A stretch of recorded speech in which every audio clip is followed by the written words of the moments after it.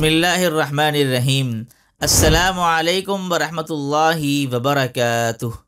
अबू हसन की तरफ से आप तमाम दोस्त अहबाब को तहे दिल से खुशामदीद कहता हूँ और मैं ये उम्मीद करता हूँ कि आप तमाम लोग अल्लाह की रहमत और फजल से खैर आफ़ियत से होंगे। महतरम नाज़रीन सामीन, वैसे तो हम सब जब रमज़ान आता है तो हमारी कोशिश होती है कि अब इस रमज़ान में हमने इबादत करनी है, इस रमज़ान में हमने पूरे रोज़े सही तरह से रखने हैं, उनका हक़ अदा करने की कोशिश करनी है। तो आज मैं आपको इसी के साथ ये भी बताऊंगा कि आपने पूरा रमज़ान तंदुरुस्ती के साथ कैसे गुजारना है। और ये सबसे अहम बात है कि क्योंकि तंदुरुस्ती हज़ार नेमत है, तंदुरुस्ती है तो फिर आप इबादत भी सही तरीके से कर सकेंगे, रोज़े भी रख सकेंगे। तो ये बहुत ख़ास वीडियो है, ज़रा इसको पूरी आखिर तक देखिएगा, इंशाअल्लाह आप लोगों को तंदुरुस्ती का राज पता चल जाएगा। रमज़ान का महीना है, आप सब जानते हैं, ये मुसलमानों के लिए बहुत ही मुक़द्दस है। अब इसमें मुसलमान क्या करते हैं, रोज़ा रखकर वो अल्लाह का हुक्म मानते हैं, बल्कि पूरा महीना अपने नफ्स पर काबू पाने की मश्क भी करते हैं। मगर तिब्बी माहिरीन का कहना है कि रोज़े में मजहबी इबादत के साथ साथ ये भी ज़रूरी है कि इंसान इस महीने में अपनी सेहत को बिल्कुल ना भूले। गोया इंसान के लिए ज़रूरी है कि उसके जिस्म में पानी की मिक़दार बिल्कुल सही हो, रमज़ान के दौरान वो इत्तिदाल में खाए और इस बात को भी यकीनी बनाए कि मुनासिब आराम मयस्सर उसको रहे। तिब्बी माहिरीन कहते हैं कि रमज़ान अक्सर व बेशतर लोगों को जिस्म में शुगर और पानी की कमी का मसला दरपेश रहता है।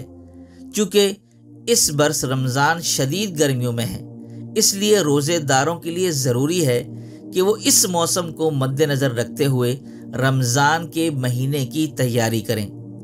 तिब्बी माहिरीन कहते हैं कि चंद छोटी बातों का ध्यान रखकर मुसलमान रोज़े में भी अपनी सेहत का बेहतरीन ख्याल रख सकते हैं।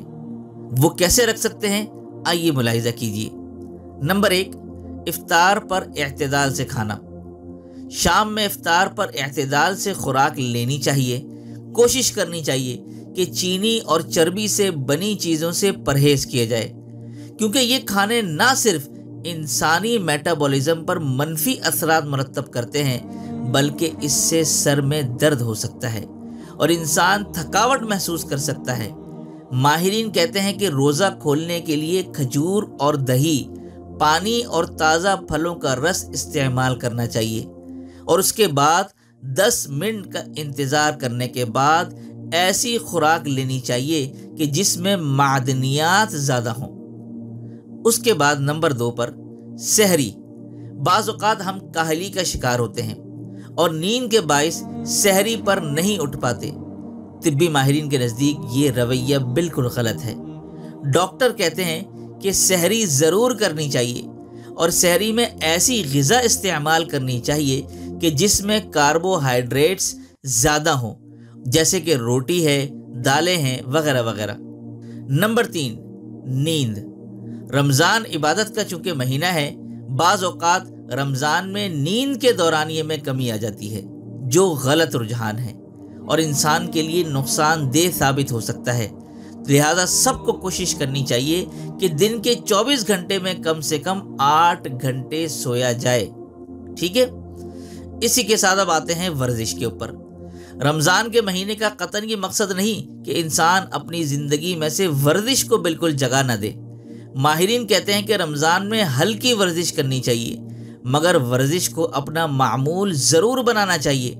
रमज़ान में पैदल चलने को अपना मामूल लाजमी बनाएं। इसी के साथ अब बात करते हैं भिंडियों की।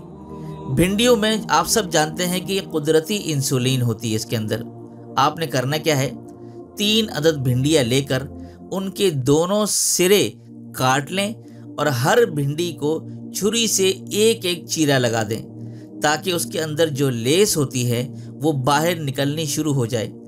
अब भिंडियों को सारी रात पानी के एक गिलास में भिगोए रखें। सुबह नाश्ते के 1 घंटे बाद भिंडियाँ गिलास से निकाल दें और पानी हिलाए बगैर पी लें। अल्लाह ताला ने भिंडियों में इंसुलिन के मुआजिज़ाती ख़वास रखे हैं। मुसलसल इस्तेमाल करने से हाई शुगर के मरीज़ों की शुगर एतदाल पर आ जाएगी। इंशाअल्लाह لیکن وہ مریض جنہیں بعدی اشیاء نقصان دہ ہیں اس کا پھر استعمال زیادہ نہ کریں۔ تو محترم ناظرین و سامعین، یہ میں نے پوری روٹین اب آپ کے سامنے رکھ دی ہے۔ اب فائدہ اٹھانا آپ کا کام ہے۔ اب آپ فائدہ اٹھائیں گے تو فائدہ ہی انشاءاللہ آپ کو ملے گا۔ تو میں یہ امید کرتا ہوں کہ آپ تمام لوگ اس سے ضرور فائدہ حاصل کریں گے اور اس روٹین کو آپ لوگ ضرور رمضان المبارک میں اپنائیں گے۔ تو اسی کے ساتھ دیجیے مجھے اجازت۔ السلام علیکم ورحمۃ اللہ وبرکاتہ۔